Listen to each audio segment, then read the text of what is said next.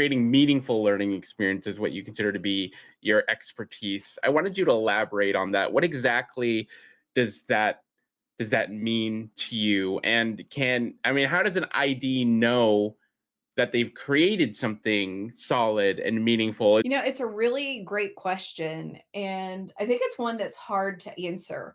So I know it's in two parts. So the first part is about how, like, creating meaningful learning experiences. What does that mean? Well, to me, what that means is like you can really get to the heart of what the need is for both the learner and for that business stakeholder who has requested that learning experience be built.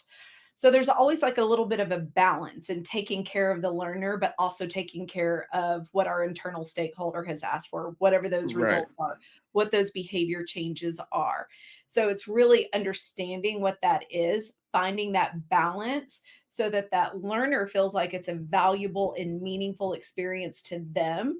And then on the other side, the internal stakeholder who requested this learning experience be created, that they're also getting value out of it, right? Because not everybody always has the same end game in mind. You'll work with a stakeholder who's like, "Oh, I want to see X% increase in sales after all my salespeople go through this training or this learning experience." But then you get in the room with, or the virtual room if it's e-learning, and you're providing this learning experience that could be like way off for those people. So it's really understanding what's needed by different learner levels and that client, and marrying those together and creating a learning experience that they enjoy and find value from.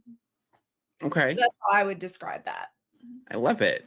And then you ask, like, No. how does an ID know that they're creating a meaningful learning experience?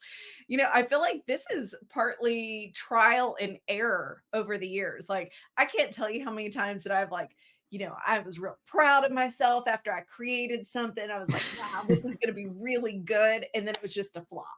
Like, I got bad reviews, when people were doing the feedback surveys, or, if I was, because a lot of times as an ID, you build a learning experience and then you're a facilitator or you're an e-learning developer, right? So you could get feedback in different ways.